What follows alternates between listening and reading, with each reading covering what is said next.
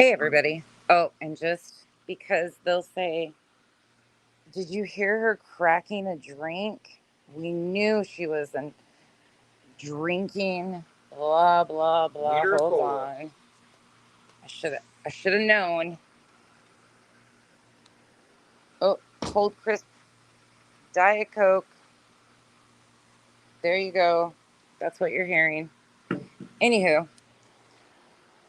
I just realized that because every time I come late or on in the evening, they always say this. It's the funniest thing. Like, that's the first defense anybody has when I come on late at night. It's cracks me up every single time.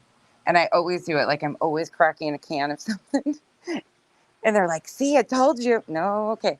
Anyways, this is going to be really short and sweet, but I have some thoughts that I kind of wanted to share with you guys as I'm smoking a cigarette before I head to bed. I hope you guys all had a great day today.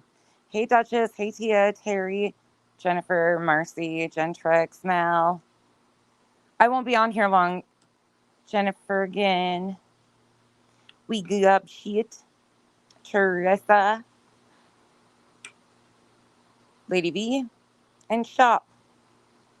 Lorraine. Hello, y'all. Okay, I'm so exhausted. I'm like at the point of delusional. I had a little one that was sick last night and then it was up and down all night. So I'm like running on no sleep. So I'm kind of like mush, but there was a couple things I wanted to talk to you guys about that I'm seeing that is happening. As all of you are aware, there has now been 2 more temporary order of protections placed on Betty, and Betty made the news. So there has been a lot of things that have gone on over the day, and there's been a lot of content, as I think people were kind of anticipating just a baseline, even with just the one, that there was a lot that was going to be talked about. I think we all saw that that was on the horizon, like it was going to definitely be a thing because it turned into such an instant disaster yesterday. And then with Nick deleting his posts and uploading them, and you know what I'm saying, anyways. Well, what I'm now seeing is first and foremost, like if you haven't seen the news article of Betty on the news, like it's one thing to read the article, but if you haven't watched the news clip, I really highly encourage you to. And the reason I'm pointing this out is because it takes a special type of human being, I'm going to use that loosely, to willingly take an interview when you are being accused of harassing and stalking the family of a missing child who actively has a child missing. And to get on there and so arrogantly boast when there is clip after clip after clip of you calling Sebastian, the missing child, defective, talking about how he could potentially be incinerated, showing videos of people driving by their neighborhood and you guys catching the Katie in the dash cam, the rear view dash cam as he's driving by and showing it to your audience and then saying that she got a new car, following them to all different locations, posting pictures from a church Sunday school classroom with their daughter. It takes a special type of fucking disconnected human being to go sit on a news station and do an interview and proudly puff your chest and claim you've done nothing wrong. Yeah, that's fucking weird. You're fucking weird. That says disconnected as fuck. To be able to do all of that and have no qualms about your behavior, what's to be seen of you, what's to be thought of you, anything is astonishing, truly. Like, what a shame. I know I would be ashamed that not only one, but 3.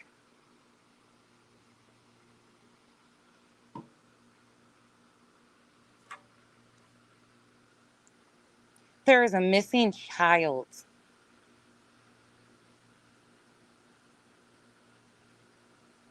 that they have said and done. Like, seriously, cat caught my tongue.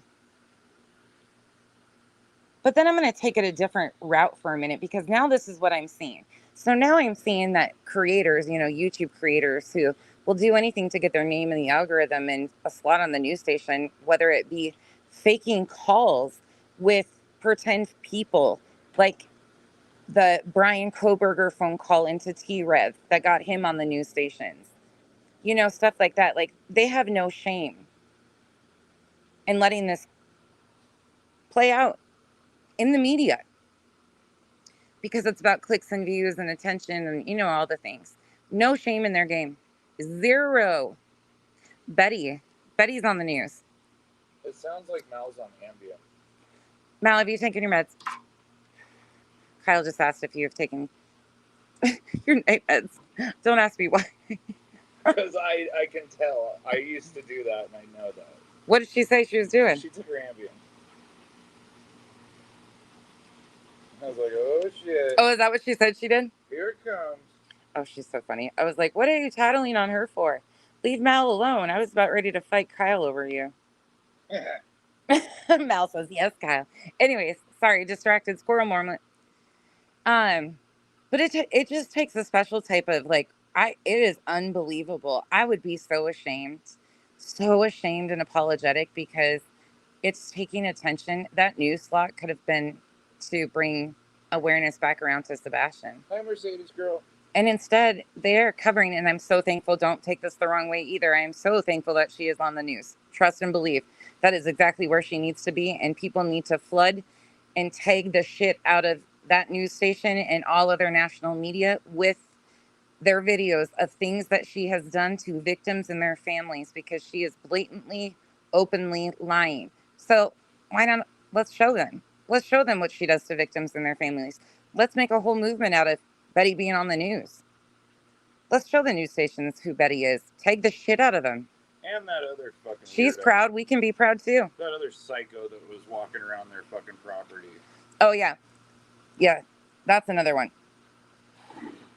But this is what I'm seeing happening right now. So now that she's got some attention, the grimy YouTubers are coming out slithering snakes. You know, they were all trying to break this yesterday, which we will be doing a complete and utter review tomorrow because I didn't have time today. I couldn't do it. I was mush after lack of sleep. So I did pay attention and watched. I watched and gained context of what all happened in some videos yesterday. And holy shit, we have a lot to review. So it's going to be probably a host of the Fabulous Four. And I'll let you decide who you think the Fabulous Four is, could potentially be that we're going to review. But I'm seeing the Mensa panel. I got sent the Mensa panel tonight.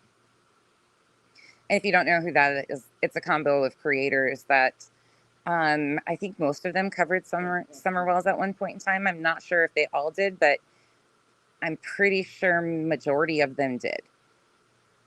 But tonight they're reviewing Sebastian once again. They went from summer to now back to Sebastian. And there is a particular creator sitting on that panel that is once again going in the direction of zooming in on a Crown Royal bag on a dry bar behind their kitchen table. Acting like it is some big deal that they have a collector's bottles, not even collector's bottles, wine bottles on their buffet or dry bar, whatever they want to call it, in their dining room. Trying to paint a narrative once again to get back in the algorithm because, you know, the tide might be shifting a little bit. The tide is kind of shifting a little bit here, and there's being some attention brought to the people that are doing these things. So some of them are grimy enough to ride that algorithm and want their names in there no matter how they can get them. So we are back to potentially putting out rumors that the step parent of a missing child might enjoy a drink occasionally, which he's told everybody openly that he doesn't drink. So whether you want to believe him or not is up to you. He's a grown-ass man, even if he does. He is over the age of 21. Even if he did have a drink, there's nothing wrong with that. The other's lightning in the background. There is absolutely nothing wrong with if they do choose to have a drink now and then, or if they have people over and they offer them a cocktail. How many of you in the comment section have a bottle of booze in your house? Can you put a 1 in the chat if you do? We don't even drink and we do. Yep, we don't even drink and we do. Kenzie's fridge. And our fridge. And her closet. Remember the 4 mini bottles that we bought a year and a half ago? Yelled at when we first moved here for buying a couple mini bottles because it was so weird to see alcohol at a store, and we were like, hey, someday we might buy these. And then what happened? Oh, Schmittler over here thinks we're gonna get all wasted and start getting boozing up again. And we still have. I admitted to I had my first drink in it's been longer than that. 6 years is 2018. Yeah, 6 years. Yeah, I guess. It's been a long fucking time. And I had one the other day, but who cares if you do? Who cares if you have it? It doesn't mean that he's guilty of anything or having any involvement, even if they do decide to have an adult beverage. The lengths that people are going to, but let me tell you the irony of that whole thing right there is because the person that makes the biggest deal out of it complains about things in her background that people hear all the time. It seems like it's almost an intentional wanting people to hear to victim status herself.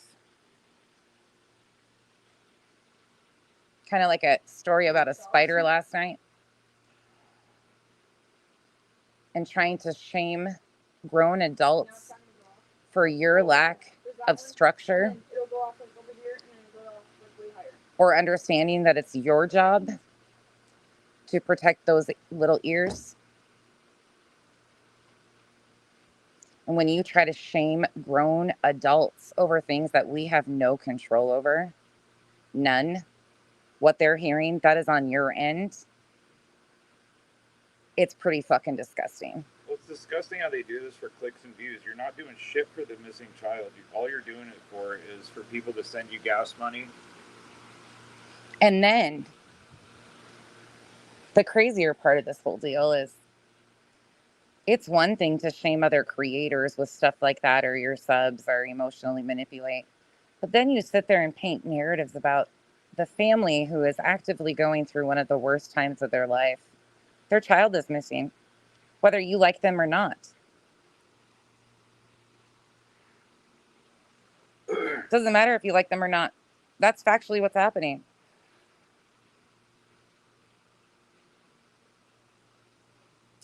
And I actually heard that same fucking creator say that there's no proof of Betty doing anything to harass. And then she kind of backed down because somebody mentioned, well, you know, taking pictures of the home and their vehicles and stuff was kind of invasive. And shout out to that person that had the balls to mention that. But then it was, well, basically, if that's your line, it's not everybody's line, which is true, but it should be a standard. It should be a standard that we show grace and empathy and some privacy to parents of a missing child going through their worst, that there's no evidence to prove that they have done anything to harm their child. But to actively ignore the things that have been done publicly, very boldly, very blatantly by this creator, such as what she said last night in her live stream, is beyond reason. And that means to tell me that that's a creator that is willing to do anything to get her name in the algorithm, in the news, or anything, because at the end of the day, it's not about missing children. It's about the clicks and the views and what it benefits you. But you didn't have to tell me about who you were. I already knew. That's why I've been so deeply embedded under your skin. You can mock me every day of the week. That's a reflection of you, not me. The comments that I posted today, people are kind of confused by. And let me explain this very, very clearly, because I think I can kill all this once and for all together. You will never offend me by asking if I'm male or female. You will never offend me. Yeah, I found a lot of other people. That's not something that's just going to bother me, because what does it matter at the end of the day? My opinions are what bother you. My unwillingness to cower and shut up for your liking is what bothers you, not my gender. But I find it pretty fucking sad that 20 to 50 to 60-year-old women and men think it's appropriate to take other human beings' identity and leverage it as a joke on the internet because you can't stand somebody's opinions. You're not insulting me. You're insulting an entire community that has fought for inclusion and to be treated like human beings like the rest of us are. Inclusion matters all the way around. So while you guys sit up here and prance around and try to navigate for clicks and views and whatever benefits your pocketbooks, there are real people at the end of the day that are impacted by the ignorance that you guys spew on the daily. I am so proud to see families standing up for themselves. I hope this is just a trend that we start seeing. Truthfully, Because this isn't freedom of speech. You can have your freedom of speech, but it's not free of consequences. Your actions have consequences. And it's about time some of these grown adults get put in their place because they've lived with a sense of entitlement for a long time. While they play the victim, they can play the victim card better than anybody I've seen. So can you imagine any of these people in their shoes, the parents' shoes? Can you imagine? They couldn't take it. They couldn't walk a day in those shoes because they can't even walk a day in the shoes that they have right now. No struggles. They might have struggles like the rest of us. And I'm sure they've been through traumatizing things too. But some of them definitely can't say that when they were going through that, that people took the opportunity to kick them on the ground. Just like I've said before so many times, it's like the whole analogy of inviting an EMT into your home when you think you're having a heart attack. You think they're there to help you, and all they do is start kicking you in the gut. Why? There's no rhyme or reason. You called for help. You asked people to rally around human beings going through their worst time, or you in your time of need. And instead, they're so grimy that they took the opportunity to take you every shot they could. Because some of these hurt people hurt people.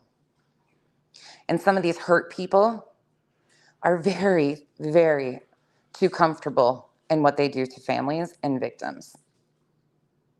To watch her so arrogantly sit there on the news was shocking.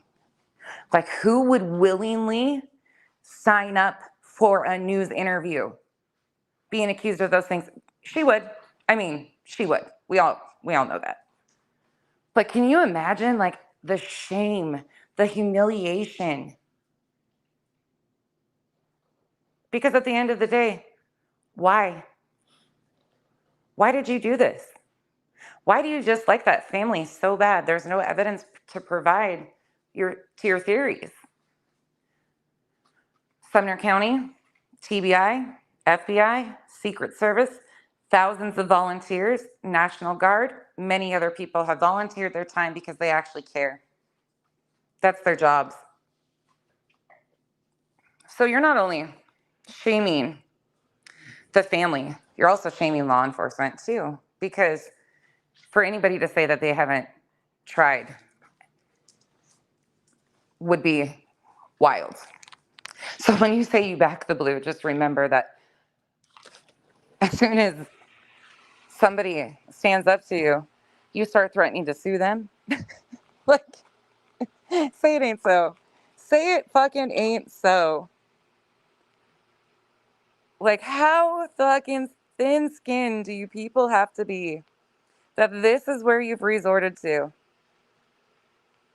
So we're going to take the opportunity to try to paint new narratives about the parents because, why not? It's the cool thing to do, right? It gets you on the news. Fuck yeah. Profiting off of people's pain is big business. It benefits their pocketbooks, and that's really fucking sad.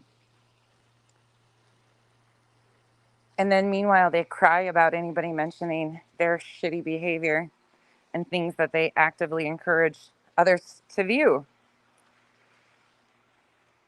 This family didn't ask to be in this spot. They sure as hell are. Just crazy. Hey, Sama. Hey, everybody coming in. Sorry, I'm on a roll. You know how it gets on Friday Night Thoughts. It all just rambles out because I've been holding this together. Hey, Janice in accounting. Thank you guys all for being here with me tonight and letting me just roll because this had to come out. When I am overtired, there's just a lot of mouth that comes out. Hey, Gentrex.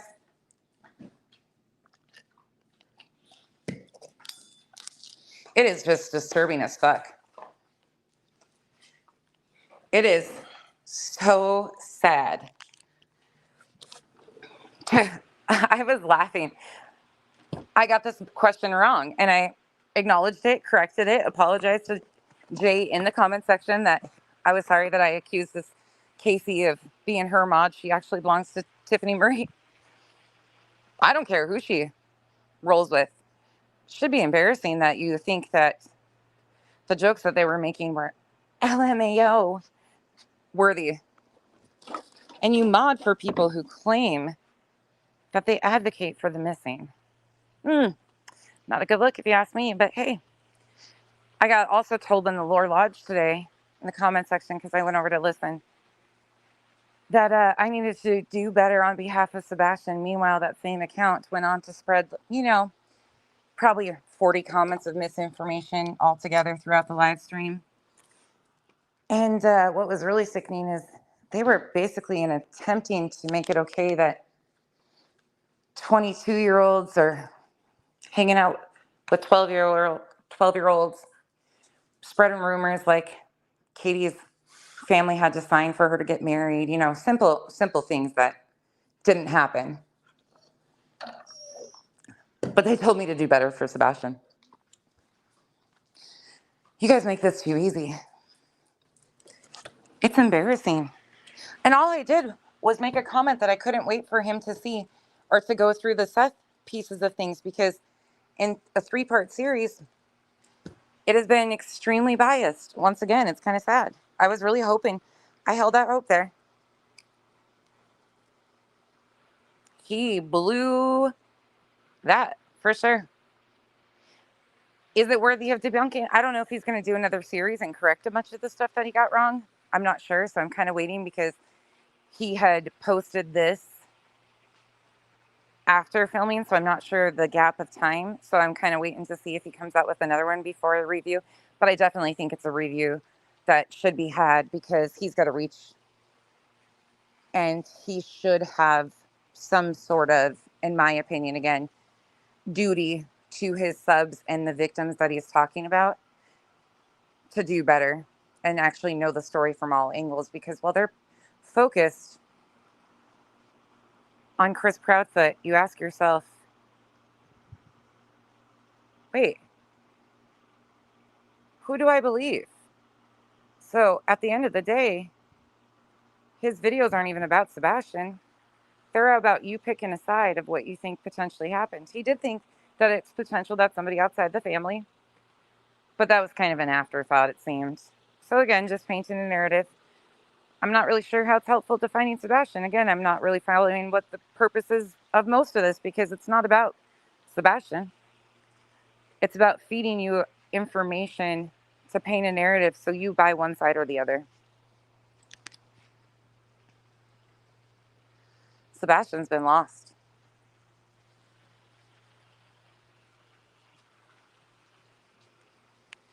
Anywho, that's all I got to say.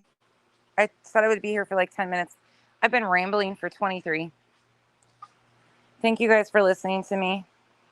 I will see you guys tomorrow, because I have all of it laid out and ready to go in the order that I want to walk it. It probably will be a long one. So those of you that choose to join me, bring your snacks, bring your drinks, bring your earplugs, your punching bags, your barf bags, your helmets. Keep your seatbelts buckled in at all times, because it definitely will be a bumpy ride. Because we're going to take a look back at how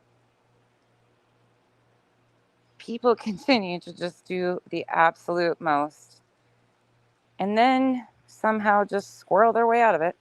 I don't even know anymore. It's just the weirdest thing. They just keep on moving, who cares? Yesterday, we tried to say that there was an active warrant on this person, and ran with all these crazy theories. Today, we're going to paint a new theory.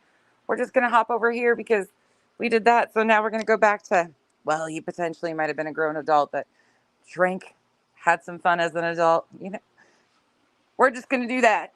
Makes sense. I can't with these people anymore. Honestly, it's mind-blowing. I will see you guys tomorrow. Have a wonderful night. Stay safe out there.